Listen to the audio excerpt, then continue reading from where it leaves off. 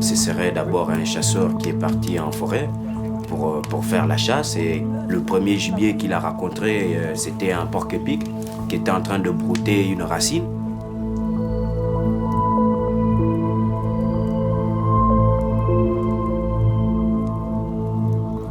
Donc le chasseur qui s'appelle Ibogaina est arrivé et il a pris sa lance et ça a transpercé le porc-épic, et en plus ça a aussi transpercé la racine.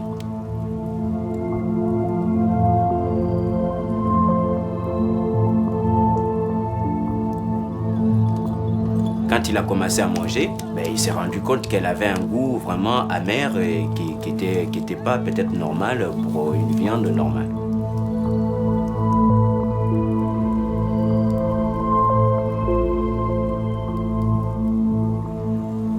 À partir du moment où il a consommé cette plante, il a commencé à avoir les visions, et c'est à partir de ce moment-là qu'il a compris qu'il y avait quelque chose, il y avait un rapport entre les deux qui ont fait qu'il découvre en fait cette plante.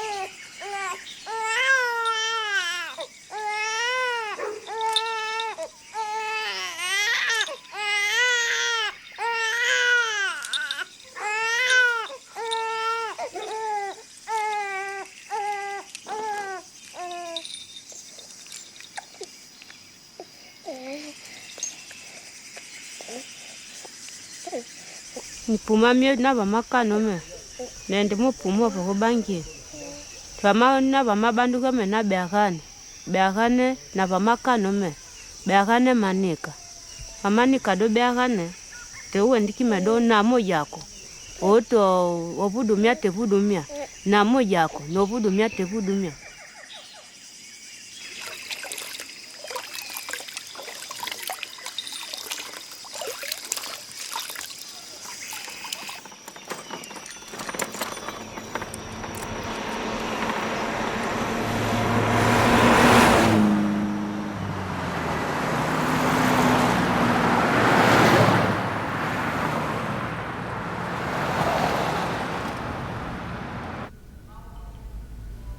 My little girl's name's Lexi, and my two boys are Monty, who's after my father, who passed away, and the other one is Sai, after my name, Sai. And they're great, total inspirations for me. But my heroin use, I was able to hide it from everybody.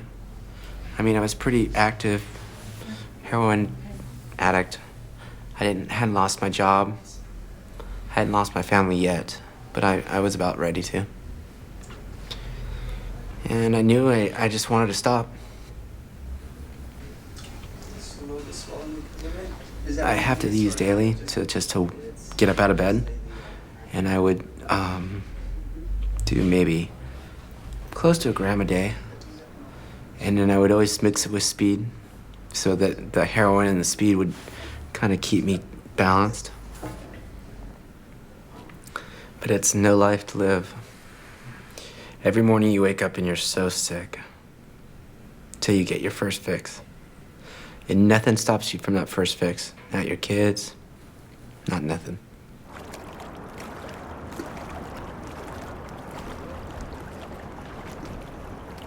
I was having breakfast with a friend of mine who was a chemist, and he was going through a freezer he had, and the freezer was full of different types of drugs. He pulled out a small vial and said, I think you'll be interested in this. I said, well, what is it? He said, well, it's an African hallucinogen, and it lasts 36 hours.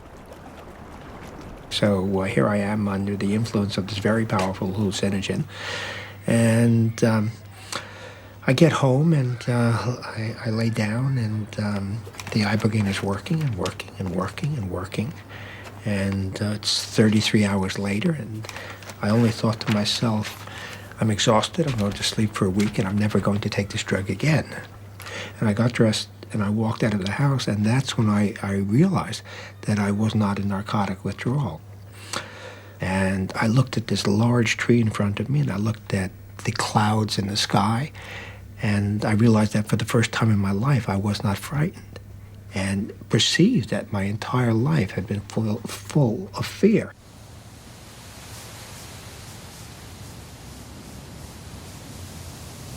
Somewhere, I think it was the end of 1988 or early 89, I believe, I received a call from Mr. Howard Lotzoff, who was living in Staten Island in New York City. And he claimed he had a cure for drug addiction. And he explained that somewhere in the late 60s, he took this bizarre drug called Ibogaine. After that experience, he had lost his cravings for drugs, and prior to that time, he had been a multi-drug user. At the time I received this call, I really didn't think very much of it. I get numerous calls from people who claim they have a cure for something or other, and they want me to study it. And most of these people, I think, are really not in touch with reality, and I assume Mr. Lotzoff was similar nature, and I dismissed the call, really. He called back several times, and the more I talked to him, the more intrigued I became. And I was particularly intrigued by the fact that he claimed that you took this drug once and you lost your cravings for drugs at least for several months or forever. And this sort of magic bullet notion is really unlike any pharmaceutical we have really for any disease. Good evening, I'm Forrest Sawyer, and this is Day One.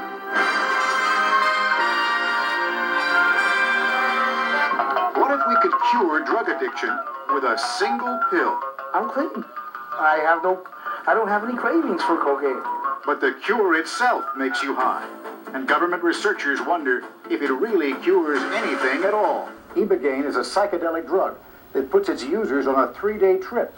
It's illegal in the U.S., and no one knows if it really works. It took me from 1984 to 1991 through the leadership of 3 different directors of the National Institute on Drug Abuse to finally get them to take a serious look at Ibogaine. Now, imagine that you are a doctor. You spend 12 years getting your education. You spend 15 years in the field becoming an expert. And then the last thing you're going to want to hear is some former heroin addict went and discovered the effective medication that you're looking for. So there was enormous resistance. The Drug Enforcement Agency says Ibogaine has a high potential for abuse and no accepted medical use in treatment.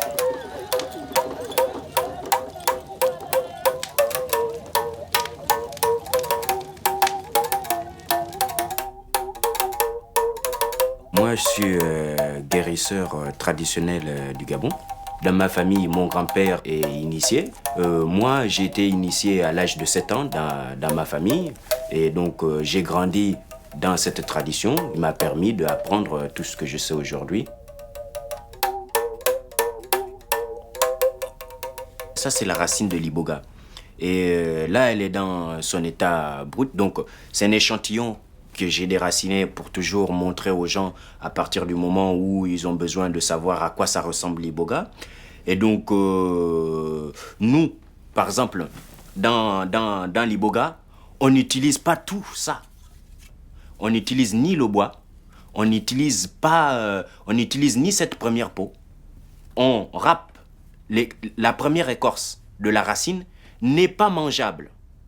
Donc, on ne la consomme pas, la première écorce. Mais c'est la deuxième écorce. Donc, à partir du moment où tu vas râper la deuxième écorce, tu verras apparaître à peine le bois. Et donc, c'est cette deuxième écorce qui se consomme et qui a les vertus thérapeutiques pour l'initiation à l'iboga.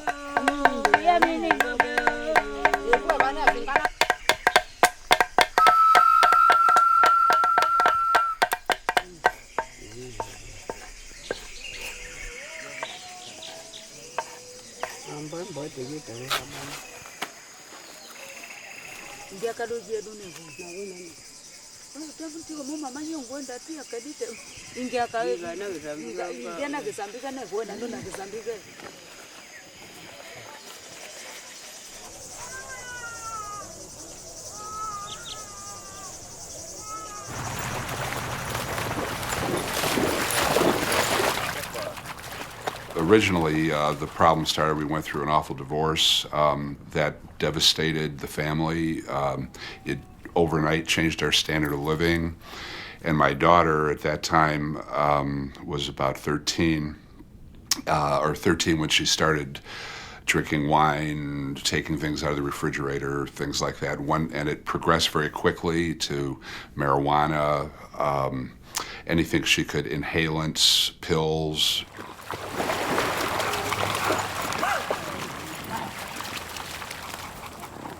Pretty quickly it progressed till I was doing crack and heroin when I was around 16, and once I was addicted to drugs I couldn't work or go to school.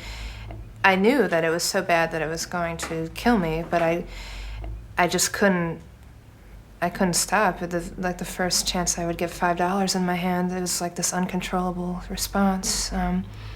But I did come to a place where it was really clear that I had to find a way to get sober, or I was just going to die really soon. Yeah, is that miniature dealing? I never could accept the philosophy of tough love. I just couldn't. Everyone around me said the only way that you can help is by stepping back and no form of support. But her drug use had gotten so severe that I couldn't step back and just wait for the worst to happen. So I started learning about how to help. I sent her to a number of treatment centers, one in California, one in Dayton, one in Cleveland, all over, and all very expensive, thinking the better the care, the better it would help. Nothing would last. She would go through it. She got so knowledgeable she could teach the courses. She knew it here. But she said, in discussing her relapses, she'd say, I just can't help it. On a number of occasions, two occasions, it was so severe that she had lost a pulse. She had turned blue. She needed to be resuscitated with the cardio, whatever you call those electro things, to start her heart again. So it just got to the point, the only word I can use for it is desperate. So I went on the internet, read everything I could get on this, and I talked to my daughter about this, and it was to the point where I put everything in balance, and it was either my daughter was going to die, excuse me,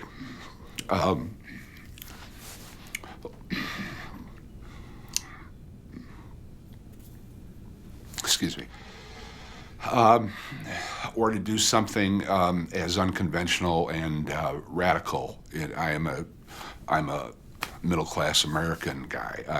I'm not prone to doing things outside of the, certainly not outside of the law. Ibogaine, I found out very quickly, is not legal in this country. Yeah, Ibogaine is a Schedule I substance within the United States. It was dumped into Schedule I because it has properties similar to a hallucinogen. So, during the whole drug hysteria with LSD and everything else, it was like, okay, ban that too. Of course, the irony is the definition of a Schedule I substance is a substance that has absolutely no medicinal value. Now, I would say that something that lets you completely step out of, heroin addiction or move away from crack or an entire variety of polysubstance abuse disorders has a whole hell of a lot of medicinal value.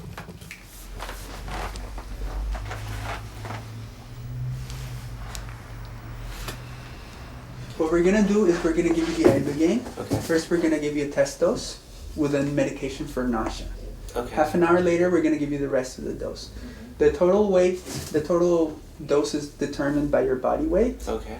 The reason we split it up is to see if you have an allergic reaction and also to make the experience smoother. Okay. Okay. It is very important that as soon as you start feeling it, you don't move because it causes intense nausea when you move your head. Oh, wow. So don't move your head. Whatever you do, just lie down and don't move. Because I do get car sick and stuff like that. Well, everybody gets nauseous with Ibogaine if they move. Okay, I'll be careful. Just don't move your hand. Okay. Ibogaine administration needs to be done in a safe situation. Ibogaine is not inherently safe, as people have found out time and time again. And for us, the two most important things is the safety and the comfort of the patient. Everything else pales in comparison. So we try to administer our Ibogaine in a safe situation. We use a hospital. We put our patients on heart monitors. We have nurses and people available with emergency plans. And the next thing is the patient's comfort. I mean, that's why we're here, is to make these patients comfortable. If they wanted a detox that was hard, they could go and do cold turkey. But we want to take what could be an uncomfortable situation and make it as comfortable as possible for them.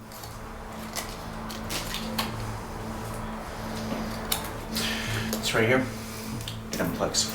All right, so if you need to use the bathroom, I'll assist you in plugging it back in, but if you need to go ahead and you can just snap it off, okay? Okay, cool.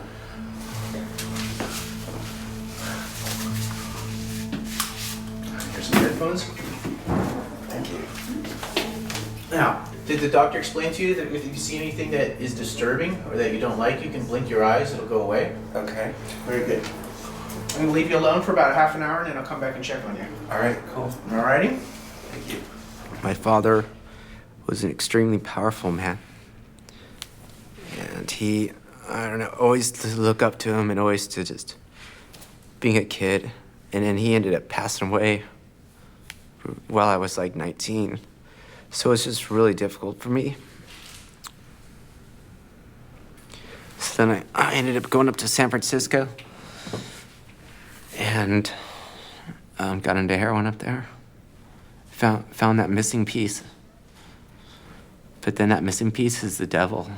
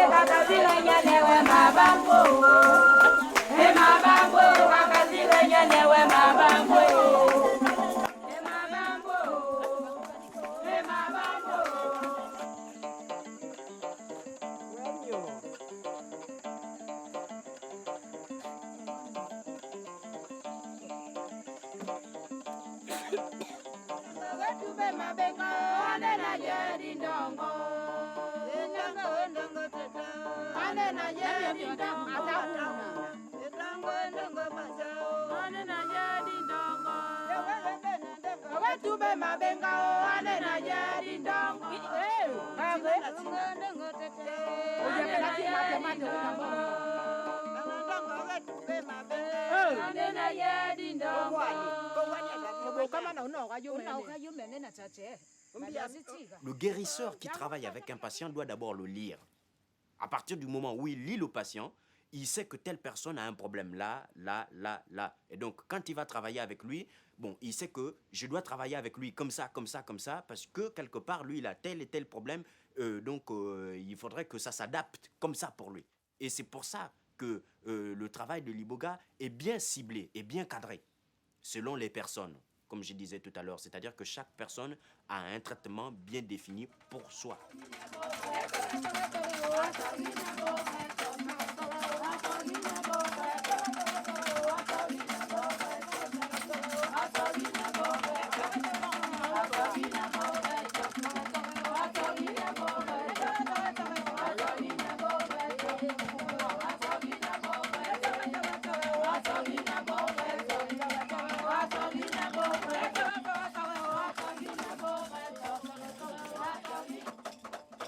Pendant l'initiation, on te prend un miroir, on te le pose devant toi, on te maquille. À partir de ce moment-là, tu regardes dans le miroir. Donc, à partir de là, tu vas commencer à percevoir ta double personnalité. Donc, tu rentres dans le miroir, tu te traverses, puisque tu as toi en face de toi. Tu pénètres à l'intérieur de toi-même pour voir exactement qui tu es à l'intérieur de toi-même. C'est pas un travail d'hallucination non, c'est vraiment un travail visionnaire. Ce n'est pas des hallucinations, c'est vraiment du concret, du tic au tac. Question-réponse.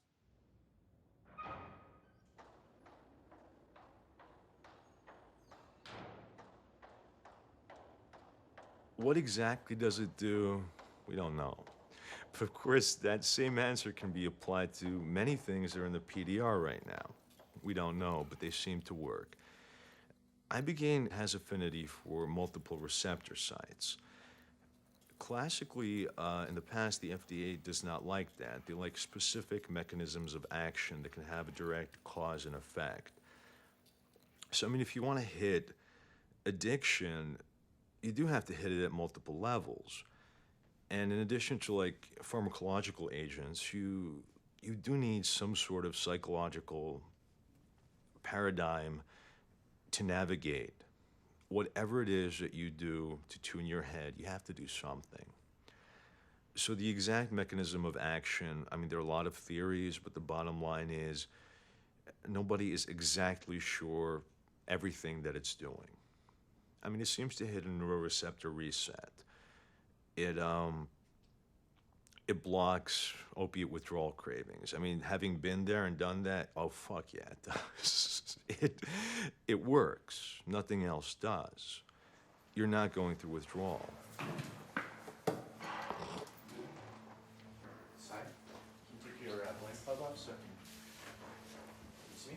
Yeah. How you feeling? All right. You having any visuals? Not Do you hear any sounds? Yeah, sounds. You're hearing some buzzing? Uh-huh. How's your stomach feel? Fine. Very good, very good. Are you uncomfortable? No, I just had to lay on my side. My back was starting to hurt a little bit. Is that okay? Oh man, it's perfectly okay. You know, you have a bucket here in case you have any nausea? Okay, cool. Thank you very much. And I'm gonna give you some more time. Okay, cool. Thank you. Uh-huh.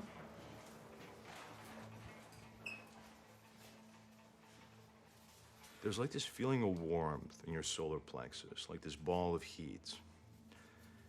And the warmth slowly feels like it's kind of coiling up your spine. And as it's moving up your spine, the pain lets go. It's like this vice that is smashing it is releasing. And it keeps going. And you're going from a state where you're just experiencing complete hell. And it feels like you're being suspended in this warm field of energy. That's pretty fucking amazing, because within 30 to 45 minutes of doing Ibogaine, your habit is gone. Although you don't have a lot of time to reflect on it right at that moment, because that's when sort of the visionary part starts.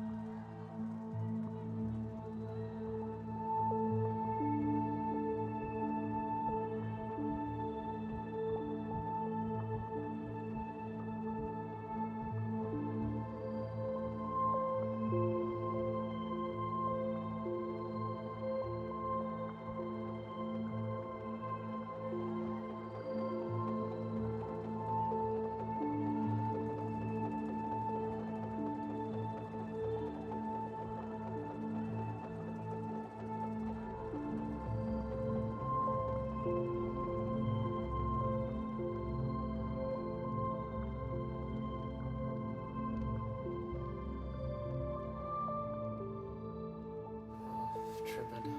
Yeah. Really hard. I cried for a long time. I don't know why. Yeah, I'm just so mixed up right now. I can't tell you. Oh, shit. Is it difficult to tell? Yeah, because it's very intense. It's like, I don't know, it's like, I don't know what it's like. It's like fried.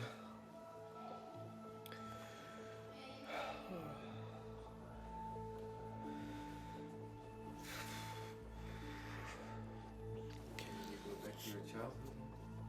Yeah, I've remembered memories from my childhood, and I swear I saw things that, I don't know, it was like so trippy. It felt like I was flying. It was so cool.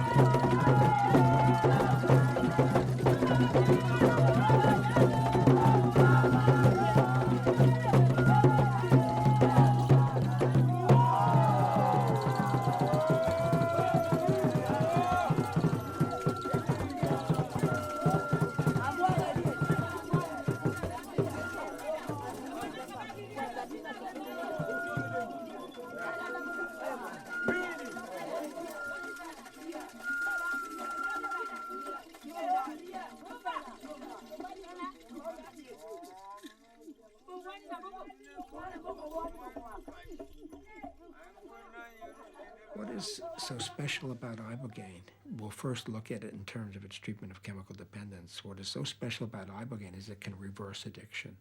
I mean, we can take an active heroin addict, an active cocaine addict, somebody with a completely runaway addiction syndrome, and bring them into a hospital, if we were doing it, or into an apartment, or into a weedy chapel, and give them Ibogaine or Iboga extracts and completely reverse that addiction syndrome, literally turning an addict into a non-addict over a 2 to 3 day period. And that's simply unseen. In terms of its other known value as a psychotherapeutic drug, as a drug to be used in psychotherapy, I don't think that it has an equal. I think Ibogaine is the most dramatic drug that can be used in psychotherapy. It just allows a complete review by the individual of the issues they consider most important to themselves. We all know the questions we have to ask, and we all know the answers, and Ibogaine precipitates that discussion. Good morning, how are you doing? Good. Good?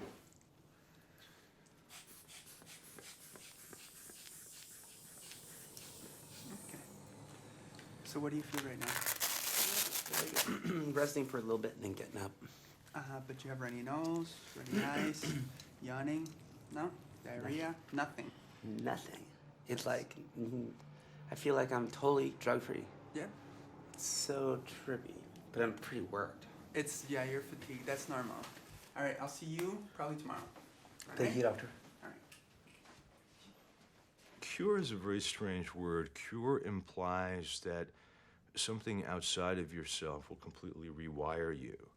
It will not. You are still whoever you are. But people are different. The question is, what are you other than drug dependent? And, different people have different pathways out of that. But the bottom line is you have to face yourself. You have to deal with yourself. And it's really very hard sometimes. What Ibogaine is this doorway that you walk through, and on the other side you're clean. But the problem is when you get to the other side of the doorway, there's a vacuum behind you, and that vacuum is trying to suck you back into addiction. So if you don't get up and get moving away from that doorway, you're going to get sucked back into your addiction. People need to know that Ibogaine is not a magic bullet. It's not a cure for addiction. It's an addiction interrupter, and it will give many people a chance they would not have without it. I like to say that Ibogaine is a catalyst for change. If you come here determined to use the Ibogaine, determined to stay clean, I think you'll stay clean. If you come take Ibogaine for kicks, you're probably going to go back to using afterwards. So if you're going to choose to do Ibogaine, come with a plan. Plan to go into some kind of aftercare home. Plan to move. Plan to break up with that boyfriend that you're using dope with. The first people that I met when I settled here, I guess there was still something in me that was attracting the sort of people that I didn't need to be hanging around with, and I thought that it would be okay for me to just smoke pot and drink and have a normal life because I hadn't had a normal childhood and I wanted to do it, but it quickly led to me finding crack. I never was able to find heroin in this town, which was really good. And the problem that I had here was very short compared to my life before, but it took me getting to a place where I realized it wasn't something that was out of my control or out of my hands. I had to make a conscious choice whether I wanted to live or die, and nobody was going to do it for me. And Ibogaine could certainly help with the cravings, but it wasn't going to be the catalyst for that willingness.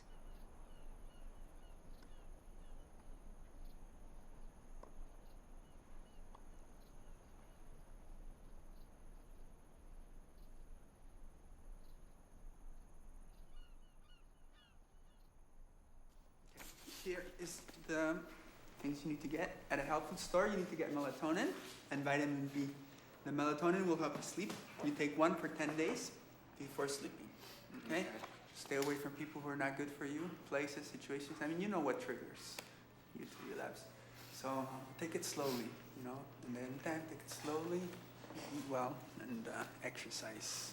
And you'll see, you'll start feeling much better. I mean, today is just, the emotional aspects are coming out. Every day you'll feel stronger, okay? Your energy will come back, your mood will improve, you'll feel much better, okay? If there's anything we can do for you, just give us a call. Okay, well. All right? Thanks. You're welcome. Thanks, bro. You're welcome. I'm 34 years old now. I don't know if that matters, Maybe if I was 23, I wouldn't stop. Maybe I wasn't ready. But at 34, I'm done. It doesn't mean that I won't go to concerts. It doesn't mean that I won't go out dancing. It doesn't mean I won't live my life. But I'm just not gonna be on drugs.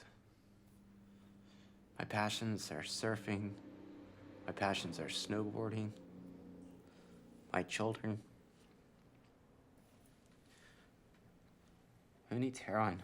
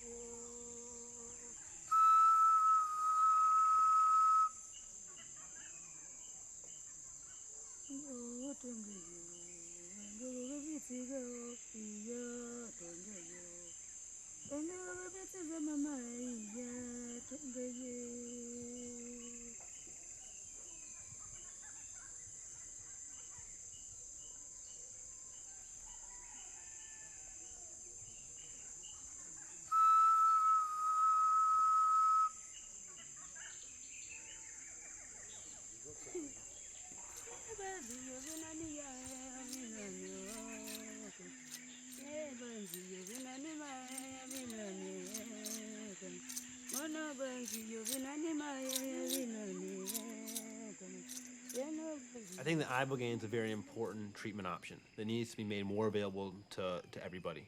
And it's not available right now. There's only a very few places to go do it, and there's only a very few places to do it safely. And it's unfair that the drug addicts that are, that can't afford to come down to Mexico, that can't afford to fly up to Vancouver or get into their program because it's hard to get into their program, and can't afford to go to St. Kitts or can't afford to fly over to Amsterdam, can't have this treatment. It's not fair to them. And this is when Ibogaine becomes political, because the FDA, I don't think, is going to approve this. There's no pharmaceutical company that's going to administer this. The only way we're going to make Ibogaine legal here in the United States is if we end the drug war. When we end the drug war, then we can say, okay, Ibogaine's available to the people that need it. And then we can give it to the different drug treatment centers that would be able to handle situations and administer this safely. The patents on using Ibogaine for drug dependence and various polysubstance abuse disorders, the opiate patent has expired as of 2004. The rest of them are in the process of expiring. So you can't patent it as a addiction interrupter, as it's being called. It is not a maintenance drug. You take something once, twice, 3 times. If you've taken Ibogaine more than 3 times and you're still strung out, it's all you.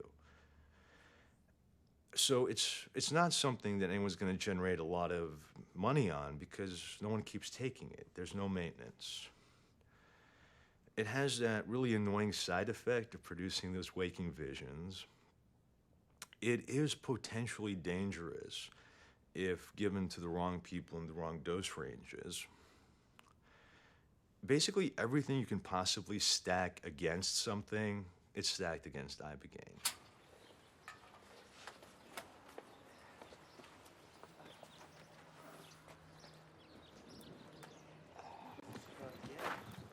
I've been to the Betty Ford Center. Really? I ended up shooting up on my way out of the parking lot. I went to McDonald's Center in San Diego. Went to Vista Pacifica. I've been to Charter. Yeah, you've been to more than I have. Dude, I've had a hellacious time getting off this shit. So, and when did you first start trying to get clean and stuff? Maybe 8, 9 years ago. Yeah, it's about the same. I was about 11 years from me in 92. I was looking for something to fill a void in my soul. I feel like I'm not missing that piece anymore. Like whatever happened filled all my voids. I don't know why. It's like beyond me. It's like I can't grasp it.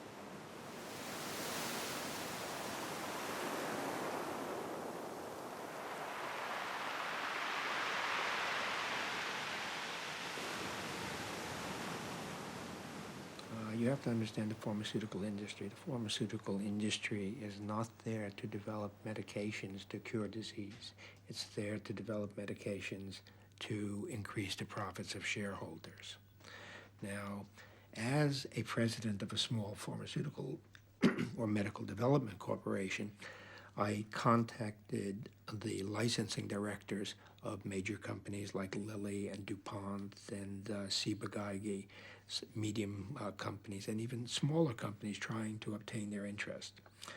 And the similarity of response was really surprising, from larger companies to medium companies to small companies. The reason of lack of interest, not only in Ibogaine, but in medications to treat addiction, were all the same.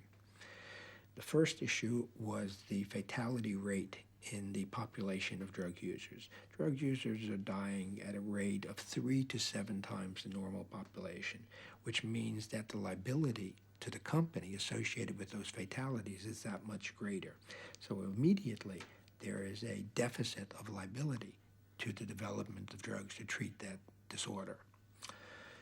Also, I was reminded that the companies have to spend their money in the best way to demonstrate profits to their shareholders, not in the best way to treat various diseases.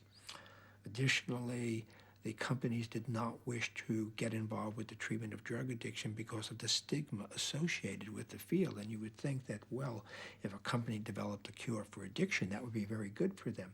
But the stigma attached to addiction is so great that even to provide effective medications in that field is viewed as problematical by the companies. It certainly should be, and angry, yeah, disappointed more than anything, but not surprised, frankly. I think there's enough wheels within wheels and machinations that I can kind of understand why it's not in their best interest to come up with it. But God willing, a good capitalist at one of those drug companies will say, oh, this could be a gold mine, and they'll go and do it, and then it will be available legally through however it be dispensed. But that didn't stop me from leaving the country. That's how desperate I was. And unfortunately, there aren't a lot of people that have the resources I did at the time, which are modest, but think of all the people on the street that could benefit from this, and they don't have the wherewithal to do it, and all the other things that go with recovery.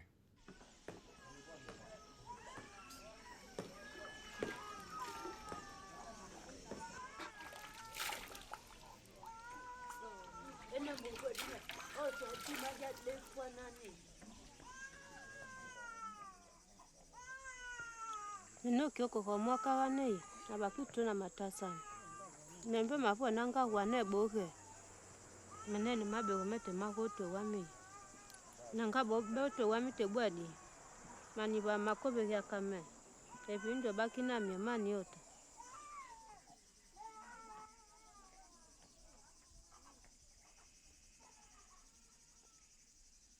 Is that right? Yep. All right. Great. What an experience.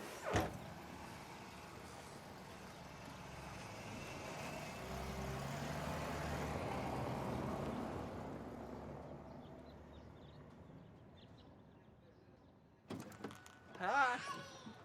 Hi, babe.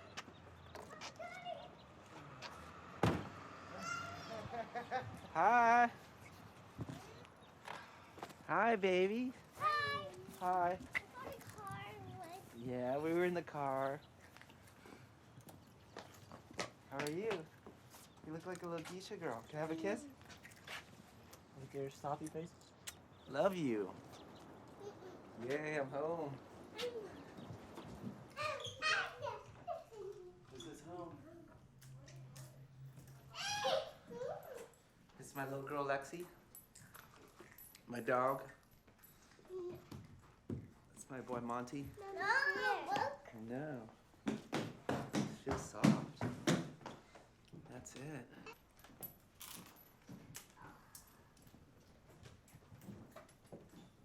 There's a lot more to the story than people are learning in treatment centers and at 12-step meetings. And there's nothing wrong with either of those institutions, but their message is that drug addicts have a disease, they're gonna have it the rest of their life. And there's only one approach to healing that disease, which is to go to meetings and do the 12 steps. And I certainly think those things are helpful, but they never get you past the place where you're identified as being a person with a sickness that sort of always has to be a consideration in your life. And I feel like Ibogaine has introduced me to this whole parallel universe of realizing that my mind is not all there is. And while my drug problem was very real, it doesn't have to ever happen again. And that's because I can choose for it to not happen again.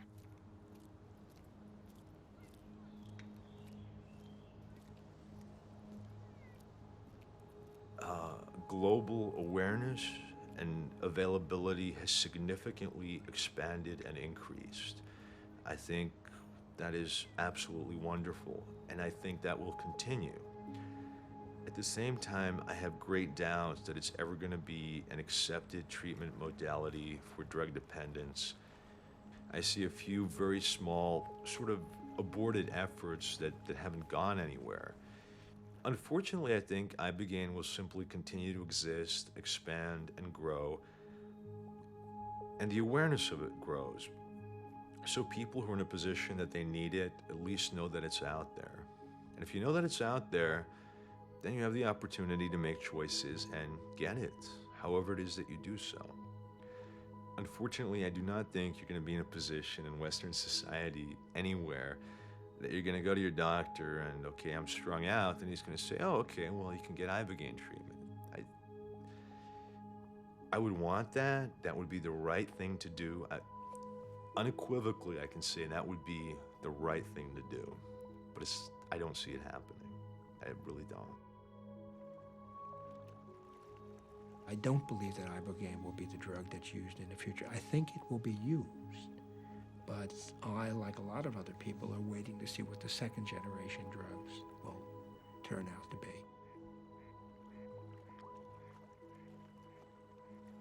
When you're an addict and suddenly are not an addict, that's a very valuable experience. And I observed how poorly treated addicts are in our society. And I wanted to do something with my life, and the most important thing that I could perceive of doing was producing Ibogaine as an available medically approved drug.